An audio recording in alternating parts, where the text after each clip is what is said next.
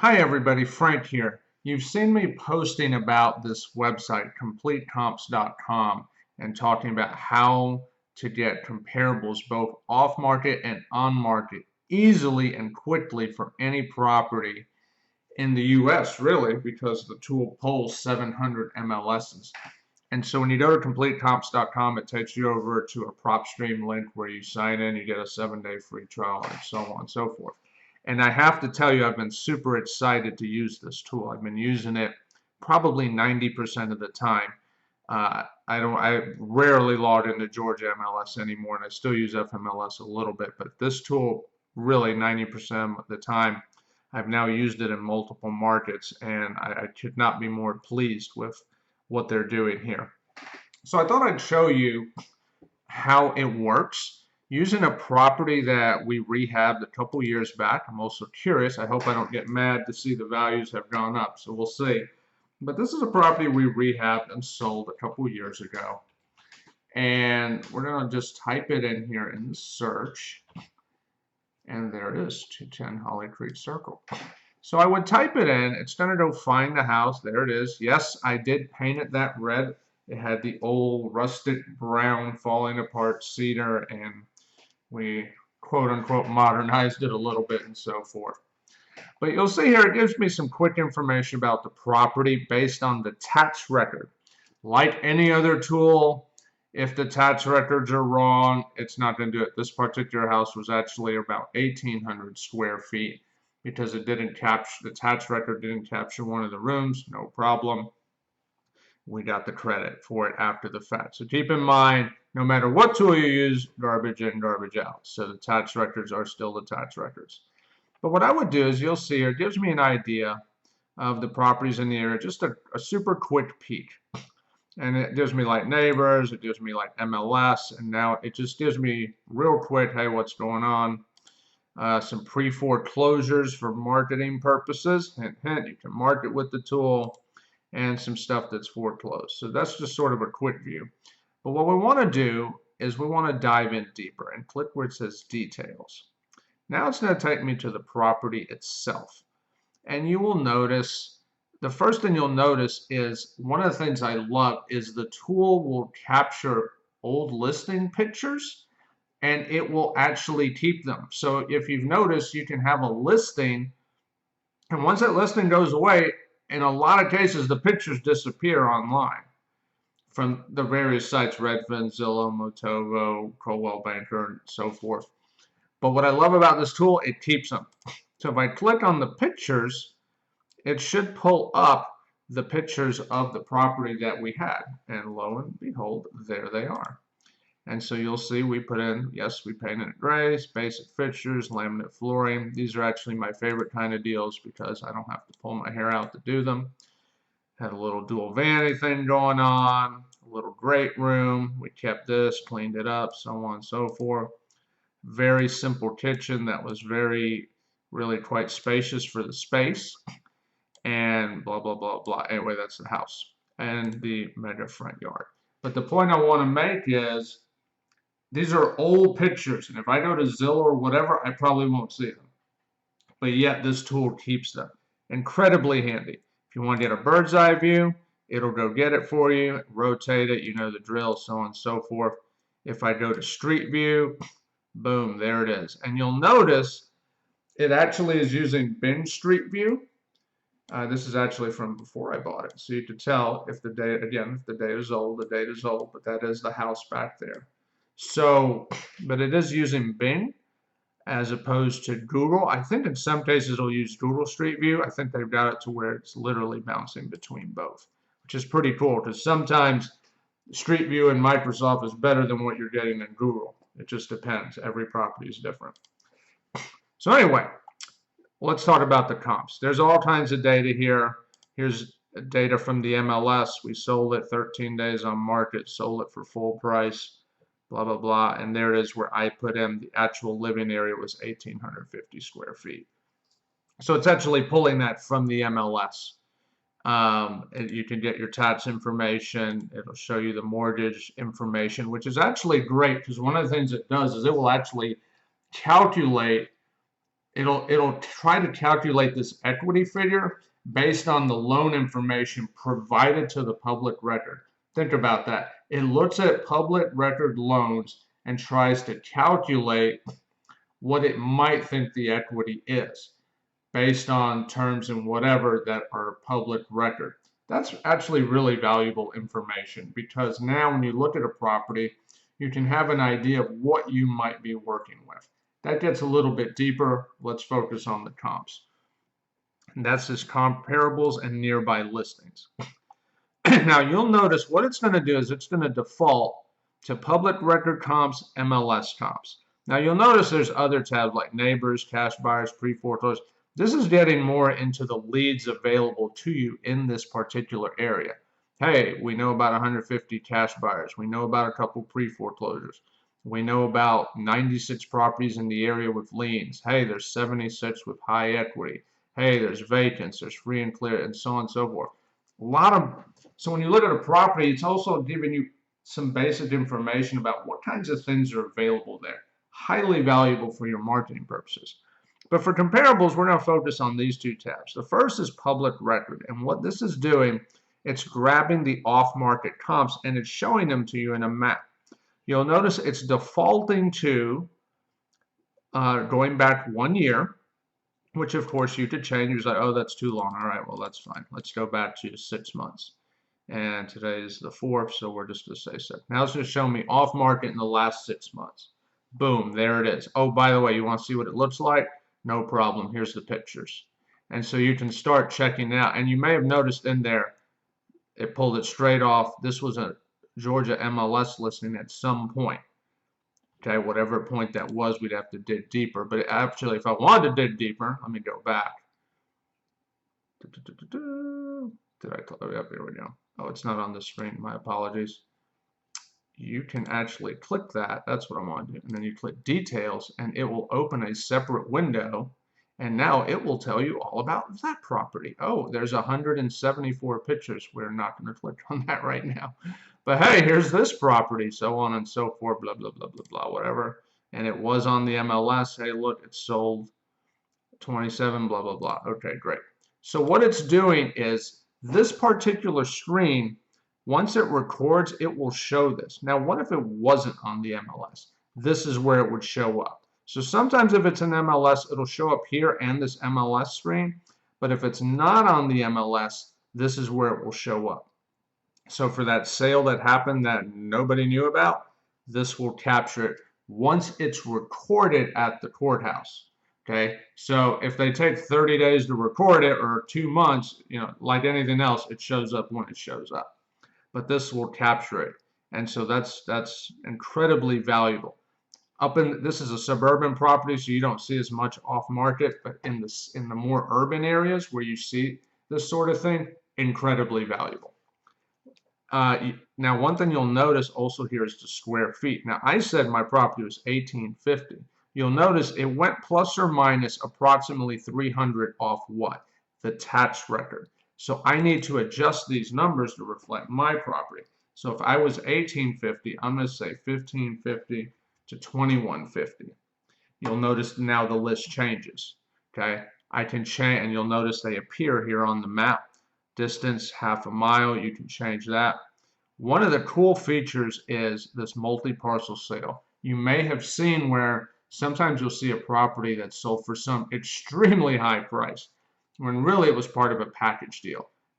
Again, you're going to see that more often in urban environments than suburban ones. However, you will see it. But if there was one here, what I would do is I would click exclude, and it would get rid of them. And that is incredibly valuable. It saves you a bunch of time, and it takes away the illusion that, hey, there's this one property that's sold for so much higher than all the others. What's up? Okay, you can bounce in here and say single family, multi, condo, etc. There's property classes where it's residential. If you're looking at just land, you just click that. You can isolate the bedroom, bath, year built, and then you can actually even put the type of sale situation.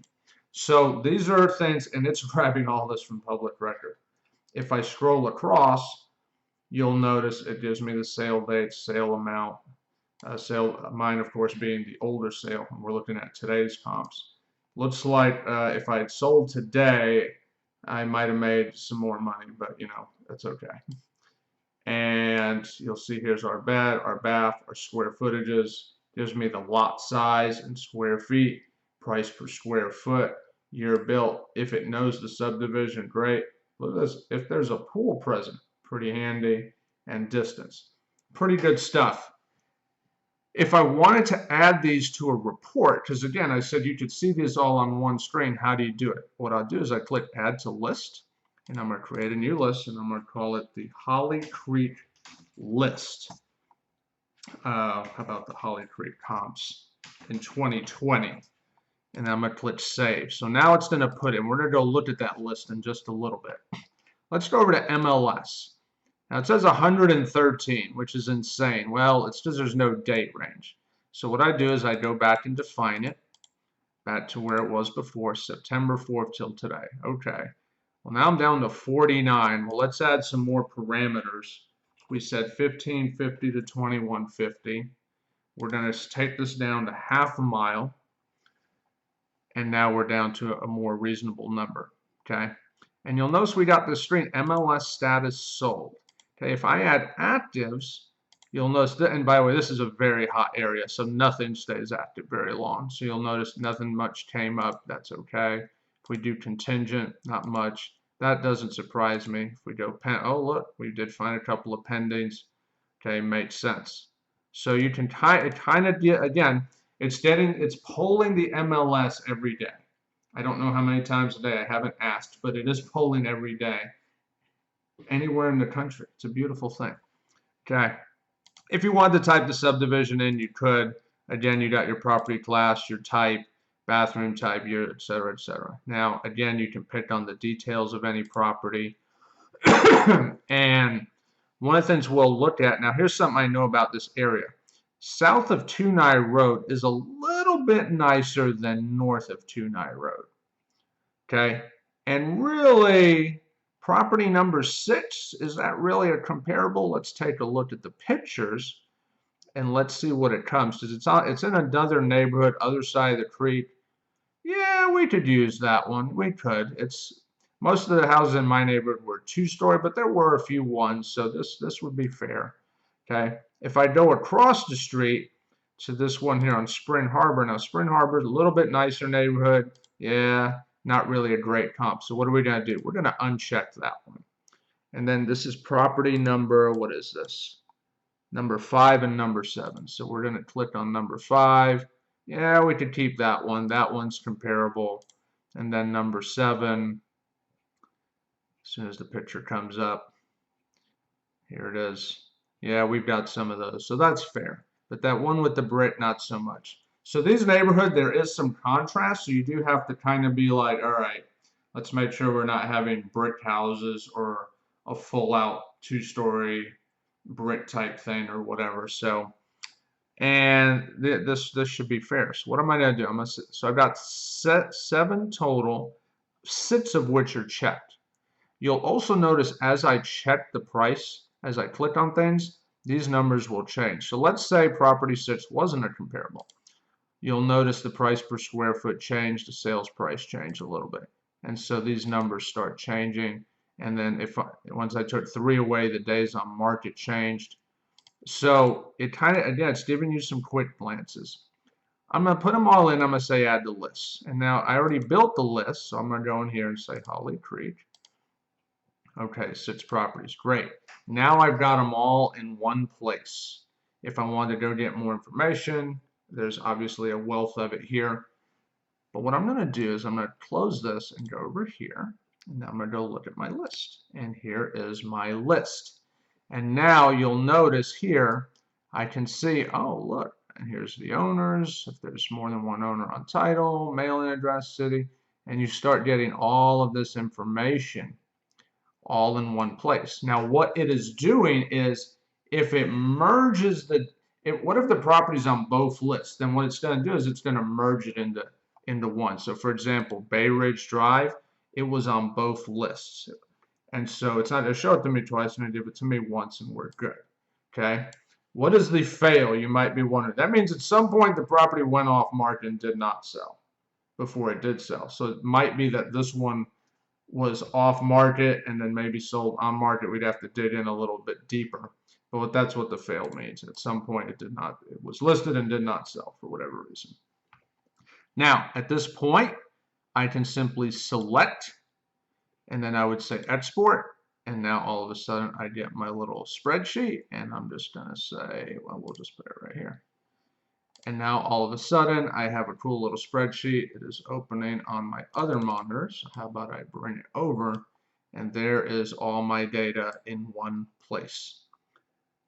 And this is a beautiful thing. Okay. Off market, on market comps for any property across 700 MLSs in the United States. You now have this power at your fingertips. You don't need to go get a realtor to get access to the MLS. You always hear me talk about make 5 offers a day. Now you don't have to go drive and look at every property you want to make an offer on. You can do it all from your computer. That's how powerful this is. So when would I use a realtor at this point? What I would do is, once I've got a deal, I might consult a realtor, depending on how well I know that area, to get that fine-tuning information. Okay, because there is some fine-tune. In some areas it doesn't matter. In fact, a lot of areas it won't matter, because a lot of neighborhoods, especially cookie-cutter neighborhoods, they pretty much are what they are. But when you get into stuff where it's maybe a little more urban, or maybe a little bit more, if you're in the suburbs, maybe you're looking at a property that's not in a neighborhood, it's on a main artery of some sort, then it helps to get that.